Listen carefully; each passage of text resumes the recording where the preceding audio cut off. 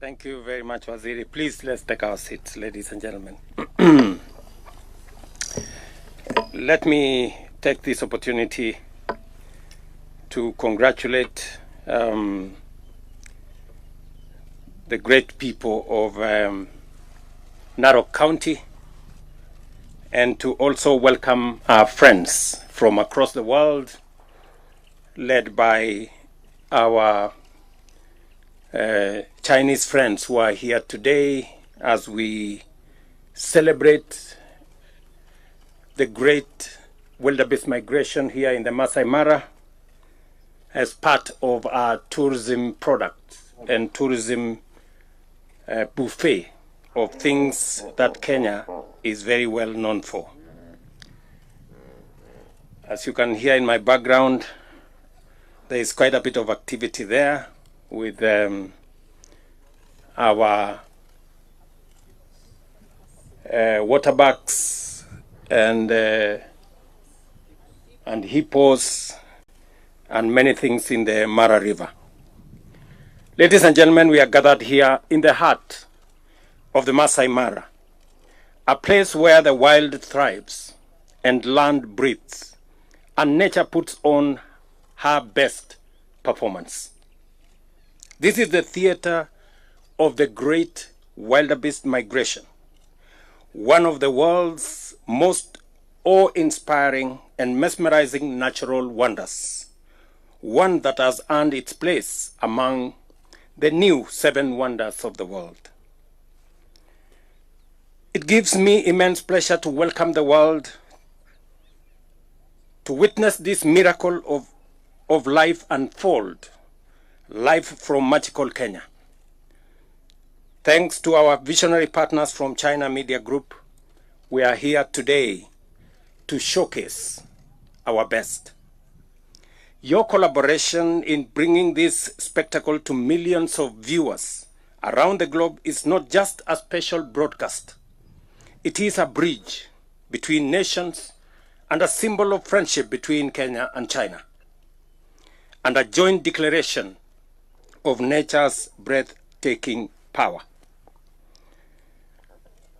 Nature's breathtaking power that is sometimes chaotic, beautiful, sometimes painful, sometimes joyful, and deeply symbolic of nature's resilience. Every year, millions of these animals, wildebeest, cross vast, unforgiving terrain in search of something better. They face danger, hunger, and uncertainty, but they press on. In their journey, we see the story of Kenya. Like them, we have often faced adversity, but we keep moving. We adapt, we rise, we up the game, and push forward together. This migration is more than a natural wonder. It is a mirror of our national spirit, resilient, hopeful, and bold. The world may come to witness the spectacle of nature, but what they truly encounter is the unstoppable spirit of the Kenyan people in their quest for the best. Only one place carries this story. Only one place, and that is magical Kenya, the home of original wonders. Let us protect it, let us live it, and let us welcome the world to it. This remarkable phenomenon is also living proof of Kenya's towering leadership in conservation. Our efforts to protect biodiversity, restore habitats, and involve communities in stewardship have made the Maasai Mara not only a wildlife haven, but also a global symbol of sustainability. Consider this. In 1989, our elephant population had plummeted to just 16,000. Today, it has more than doubled, now standing at 36,000. This revival was not accidental. It was built on policy, innovation, and a deep belief that conservation must work for people as well as for wildlife.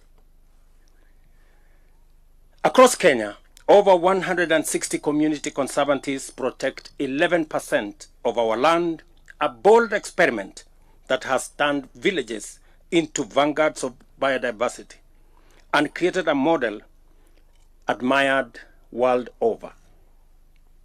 This is where rangers patrol not just to protect animals, but to defend lives and livelihoods, heritage, and hope.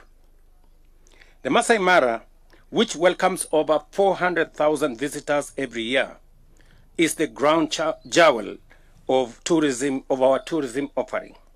Here, sustainable tourism is a living reality where communities thrive, ecosystems flourish, and travelers live enthralled. Our partnership with China, and particularly with China Media Group Africa, echoes this same philosophy that progress and conservation can go hand in hand together.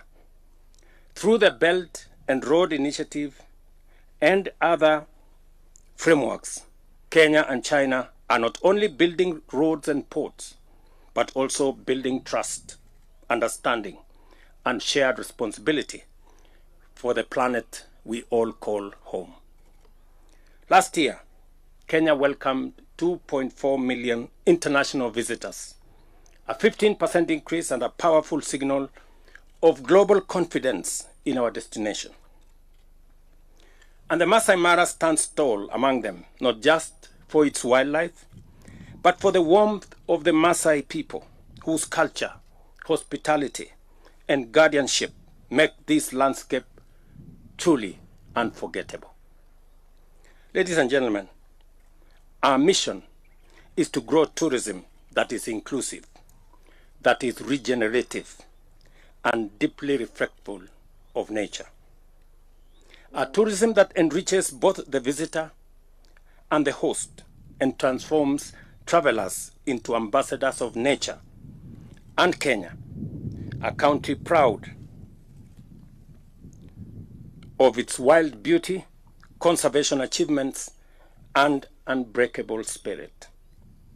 Today's historic broadcast is a powerful reminder that what is possible when vision meets partnership is phenomenal.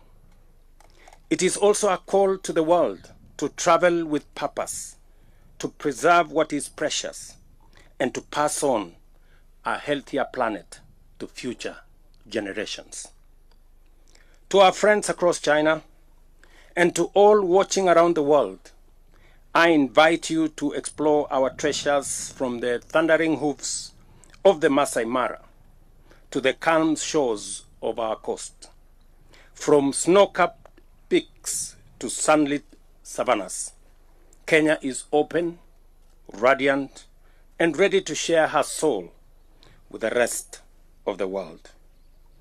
Finally, and with deep appreciation, it is now my honor to declare the 2025 Great Wildebeest Migration Global Live Coverage officially open.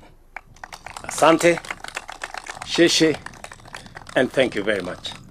Thank you, Your Excellency. With your permission, we have two questions from the lovely lady. She'll start by introducing herself, then tell us which media house you represent, and straight to your two questions. I could request that you combine the questions, then His Excellency can handle them together. Welcome. Your Excellency, thank you. My name is Penina Karibe with CGTN Africa. Two questions for you. First is, how is Kenya diversifying its tourism offerings? And the second question is, how has Kenya's tourism sector performed in recent years? And what strategic priorities is the government implementing to sustain this growth and achieve future targets? Thank you. Thank you very much, Karibe. And I want to welcome friends and visitors who are here to this great event. We are here to witness history. Oh, you can't hear me, maybe. We are all here to witness history that repeats itself every year. And as I have said, we have a very diversified tourism product in Kenya.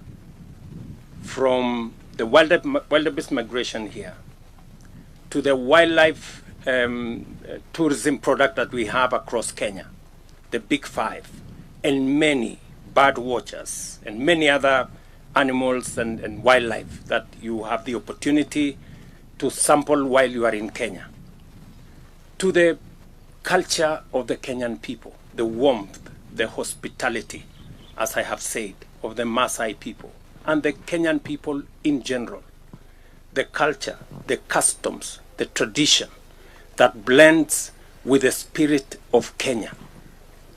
The most important aspect of this land is that people don't visit Kenya. They come back to Kenya because this is the home of humankind.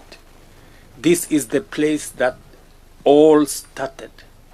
This is the home of human origins, right here in Kenya. And I'm going to showcase to you next time where the earliest remains of the first man on earth are, in the Republic of Kenya. So when you come back to Kenya, you're coming home to reunite with your spirit, with your soul, with the soil where humanity began. We are showcasing our beaches, as I have said, beautiful sandy beaches, our savannas, the two tallest mountains in Africa are right here. Kilimanjaro is at our border. Mount Kenya is right in the heart of Kenya. And everything in between. We are an interesting destination that you can combine leisure with business.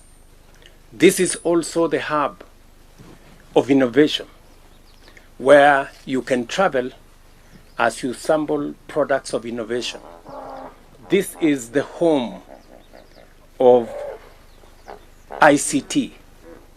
This is the home of the M-Pesa revolution. This is the home of our athletics prowess. If you want to run with Olympic champions or world-class champions, you come to Kenya. You will meet them in the streets. You will meet them in the walkways. And this is the place to come.